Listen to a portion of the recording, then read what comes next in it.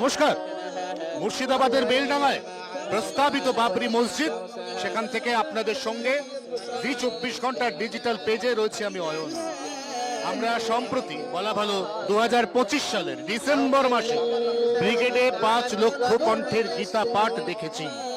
এরপর বাবরি মসজিদ মুর্শিদাবাদ বেলডাঙা, সেখানে আজ এই মুহূর্তে আমরা 1300 কণ্ঠে কোরআন তালায়াত এবং হাদিস পাঠ দেখছি। এখানে আগত যে সমস্ত দূর দূরান্তের মৌলানা মৌলবী, তারা তো কোরআন পাঠ করছেনই, তার পাশাপাশি এখানে যারা দর্শক আসনে আছেন তাদেরও অনেকের হাতে হাতে উঠে এসেছে কোরআন। আমরা সেই মুহূর্তে দেখতে পাচ্ছি যে মঞ্চের কোরআন পাঠের সঙ্গে তালে তাল মিলিয়ে এই মুহূর্তে দর্শক আসনেও অনেকেই কোরআন এবং হাদিস পাঠ করছেন, কারণ তারা মনে করেন বাবরি মসজিদ, যা তাদের বহুদিনের লালিত একটি স্বপ্নের প্রকল্প, সেই বাবরি মসজিদ তার কাজ শুরু হওয়ার আগে গোটা এলাকার পরিবেশকে পবিত্র করার জন্য কোরআন এবং হাদিস পাঠের প্রয়োজনীয়তা রয়েছে।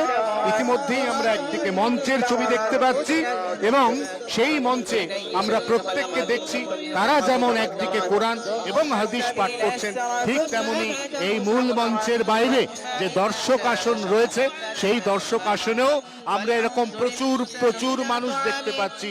দূরে এমনকি যেখানে বাবরি মসজিদের ইট রাখা রয়েছে সেখানে মাথার ওপর চড়ো এই মুহূর্তে প্রচুর মানুষকে আমরা দেখতে পাচ্ছি, যারা প্রত্যেকে এখানে এসেছেন মূলত এই বাবরি মসজিদের নির্মাণ কাজের যে সূচনা, এই সূচনা দেখতে, এই গোটা ঘটনার সাক্ষী থাকতে।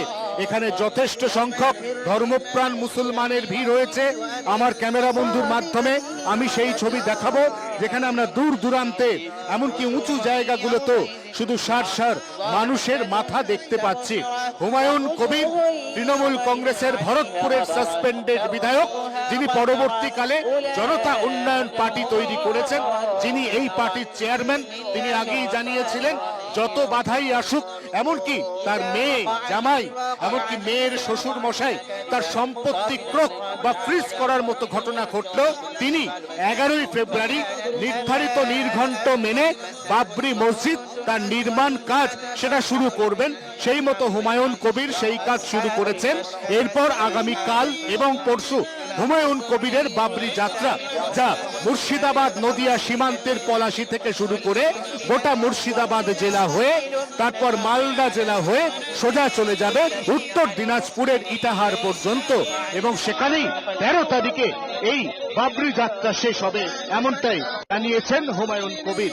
অতএব এই মুহূর্তে বাবরি রাজনীতি, অর্থাৎ একদিকে বাবরি মসজিদ তার 6ই ডিসেম্বর শিলান্যাস হয়েছিল এবং সেই শিলান্যাসের পরে আজকে এই মুহূর্তে 11ই ফেব্রুয়ারি সেই মসজিদের নির্মাণ কাজ শুরু, এবং আরেকদিকে হুমায়ুন কবির তার সমান্তরাল রাজনীতির সমীকরণ।